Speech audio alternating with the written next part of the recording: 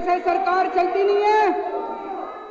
अहंकार उनका 7वें आसमान के ऊपर है। एलजी साहब ने अपना अभिभाषण दिया। अगर आपने उनके अभिभाषण को देखा होता जब वो पढ़ रहे थे तो उनका भी थोड़ा सा सीना चौड़ा हो रहा था जब वो कह रहे थे मेरी सरकार बहुत पारदर्शी है, मेरी सरकार बहुत अच्छी है, आज़ादी के बाद से आज तक सबसे अच्छा काम मेरी सरकार ने किया, मेरी सरकार ने सारे क्षेत्रों में बहुत अद्भुत विकास किया। फिर उन्होंने एक एक क्षेत्र गिनाया कि शिक्षा में कितना अच्छा विकास हुआ, स्वास्थ्य में कितना अच्छा विकास हुआ। मैं उन्हें बस ये कहना चाहता हूं कि हम आपको और मौके देंगे सीना चौड़ा करने के, अगर आप हमारे कामों में टांग ना अड़ाएं तो। हम ये रोज रोज की खिचखिच नहीं चाहते, हम काम करना चाहते हैं। अब हमारे टीचर्स को दिल्ली के शिक्षा के क्षेत्र में इतना जो अद्भुत काम हुआ, मैंने, मनीष सिसोदिया जी ने, हमारे एमएलएज ने, हमारे मंत्रियों ने तो एक तरह से फैसिलिटेटर का काम किया। असली काम तो हमारे टीचर्स और प्रिंसिपल्स ने किया। उन्होंने कड़ी मेहनत की बच्चों के साथ।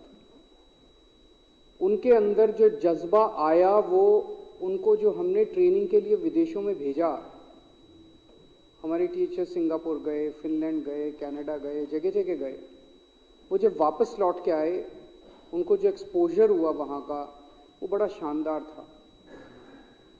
तो अभी तक मेरे ख्याल से 1100-1200 प्रिंसिपल्स जो हैं वो अब्रॉड जा चुके हैं। अब दिसंबर में और मार्च में कुछ और प्रिंसिपल्स को जाना था, उसको एलजी साहब ने रोक दिया। एलजी साहब ने उन टीचर्स को विदेश नहीं जाने दिया। इससे किसका फायदा हुआ? किसी का फायदा नहीं हुआ, बच्चों को भी फायदा नहीं हुआ, शिक्षा का भी फायदा नहीं हुआ। सो मैं एलजी साहब को कहना चाहता हूं कि आपकी इन सारी अड़चनों के बावजूद हमने इतना अच्छा काम किया है। हमने एक दिल्ली डायलॉग कमीशन, डीडीसी पूरा नाम क्या है, Delhi Dialogue and Development Commission बनाया। अभी दिल्ली में मोटे मोटे तौर पे बड़े जितने भी हमने काम किए हैं वो सारी पॉलिसीज पे रिसर्च और फाइनल पॉलिसी ड्राफ्ट वहाँ डीडीसीडी में बनता है। इलेक्ट्रिक व्हीकल पॉलिसी बनी और फेसलेस सर्विसेज की पॉलिसी बनी, डोर स्टेप डिलीवरी की पॉलिसी बनी, बहुत सारी पॉलिसीज बनी वहाँ पे।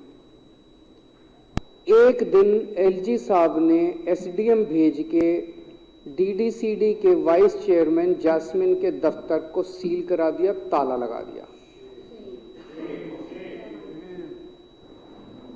ये तो गुंडागर्दी है। इस तरह के काम कौन करता है? कोई संवैधानिक पद पे बैठा हुआ आदमी इस तरह के काम करे तो शोभा नहीं देता। इससे किसका फायदा हुआ? 6 महीने से दफ्तर बंद पड़ा है, जैस्मिन काम नहीं कर पा रहा। किसका फायदा हुआ? किसी का फायदा नहीं हुआ। दिल्ली में 17,000 लोग रोज योग किया करते थे, योगा करते थे। हम उनको फ्री में योगा कराया करते थे। एक दिन आदेश पारित करके सबकी योगा क्लासेस बंद करा दी। इससे किसका फायदा हुआ? वो 17,000 लोग तो बद्दुआएं दे रहे हैं ना। वो हो सकता है एलजी को नहीं जानते, वो इनको बद्दुआएं दे रहे हैं। वो सोचते हैं बीजेपी वालों ने करा दी। किसका फायदा हुआ? ये सब मतलब इस तरह की रोज रोज हर चीज में टांग अड़ाना, हर चीज में टांग अड़ाना। अब लगे हुए हैं एलजी साहब, रोज ऊपर नीचे फाइलें हो रही है। बिजली की सब्सिडी दिल्ली की बंद करके रहूंगा मैं। हम भी लड़ रहे हैं कि हम भी बंद नहीं होने देंगे, लेकिन पूरा शिद्दत के साथ लगे हुए हैं कि बिजली की सब्सिडी में बंद करके रखूंगा। क्या फायदा हो जाएगा एलजी को? एलजी को तो इतने बड़े महल में रहते हैं, पता नहीं कितने हजार यूनिट बिजली फ्री मिलती है। एक लोगों को 200 यूनिट बिजली फ्री मिल जाए तो तकलीफ होने लग जाती है। मेयर के चुनाव नहीं होने दिए। अल्टीमेटली सुप्रीम कोर्ट से उनको जब आदेश आए तो मेयर के चुनाव हुए, हम लोग जीते। जब हम लोग जीते तो सबको पता चला कि कितनी गलत काम कर रहे थे ये बीजेपी वाले एलजी साहब। दिल्ली का बजट रोक लिया। बताओ क्या फायदा हुआ दिल्ली का बजट रोक के? एक जरा सी एक फिगर इधर से उधर नहीं करी। Same budget, exactly same budget प्रस्तुत हुआ विधानसभा के अंदर। अहंकार है बस, अहंकार के अंदर बजट रोक लिया दिल्ली का 2 दिन। एक काम बता दो पिछले 8 साल के अंदर जो दिल्ली के एलजी ने अच्छा काम करके बताया, कोई अच्छा काम बता दो, एक काम, एक काम बता दो, आधा काम बता दो जो दिल्ली के एलजी ने अच्छा कराओ। तो चारों तरफ माहौल यह है कि दिल्ली का एलजी तो बेसिकली काम रोकने के लिए, दिल्ली को रोकने के लिए बनाया जाता है। मैं एलजी साहब को कहना चाहता हूं, सर आप गुजरात से आए हो, हमारे मेहमान हो, बाहर से आए हो, आपको दिल्ली का कुछ नहीं पता। मैं नहीं समझता कि उनको दिल्ली की 70 विधानसभाओं के नाम भी पता होंगे, मैं नहीं समझता कि उनको दिल्ली की कुछ सड़कों के नाम भी पता होंगे। तो आप बाहर से आए हो, गुजरात से आए हो, आपको दिल्ली का कुछ पता नहीं है, अफसर इधर की उधर पढ़ा देते हैं, इधर की उधर पढ़ा देते हैं, ये इनकी भी नहीं सुनते, ये भी बताते हैं जब मेरे को मिलते हैं, इनकी भी नहीं सुनते एलजी साहब। उनसे मैं कहना चाहता हूं कि थोड़ा सा मिलजुल के काम करो। हम भी मिलके काम करना चाहते हैं, हम लड़ाई झगड़ा नहीं चाहते, हम मिलके काम करना चाहते हैं। आने वाली पीढ़ियां क्या कहेंगी कि ये आपस में लड़ रहे थे। अभी हमें बहुत काम करने हैं, बहुत यमुना साफ करनी है, पूरी दिल्ली में सीवर की पाइपलाइन लगानी है, घर घर सीवर लेके जाने हैं, पानी की पाइपलाइन लगानी है, नए नए एसटीपी लगाने हैं, ट्यूबवेल लगाने हैं, इतनी बसें खरीदनी है, पोल्यूशन ठीक करना है, ट्रैफिक ठीक करना है। मिलके करते हैं ना, काम की कमी थोड़ी है, मिलके करते हैं ना, लड़ते क्यों हमसे। और हमारी मदद लो, लॉ एंड ऑर्डर में हम आपके साथ मिलके काम करेंगे, दिल्ली सुरक्षित होएगी। ये कोई हिंदुस्तान पाकिस्तान थोड़ी है। डीडीए में हमारे साथ मिलके काम करो, मिलके काम करेंगे, दिल्ली में अच्छा वो होएगा। ये डबल इंजन कहते हैं। जिस दिन दिल्ली के सीएम और दिल्ली के एलजी ने मिलकर काम करना चालू कर दिया, ये असली डबल इंजन की सरकार है।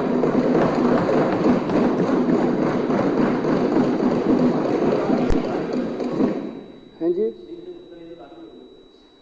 और आजकल एक नया ट्रेंड चालू है, जब से मनीष सिसोदिया जी को इन्होंने गिरफ्तार किया है, तब से अब ये एक एमएलए को पकड़ पकड़ के धमकाया जा रहा है। मेरे पास एक एमएलए आया, बैठ तो जाओ, सुन तो लो, बता ही रहा हूं।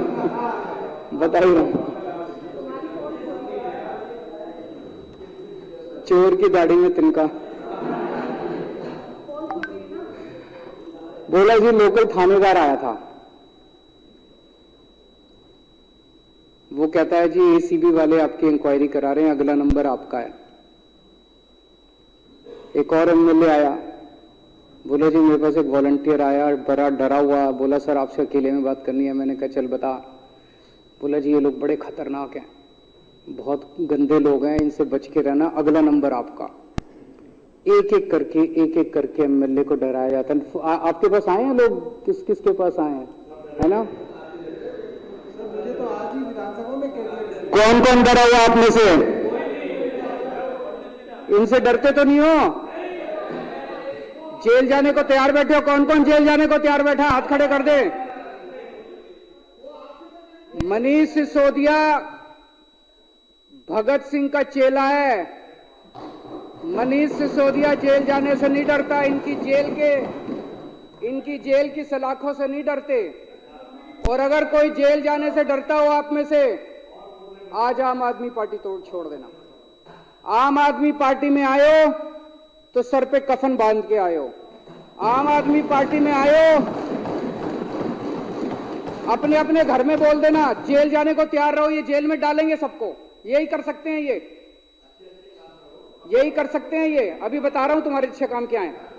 2 मिनट रुक जाओ।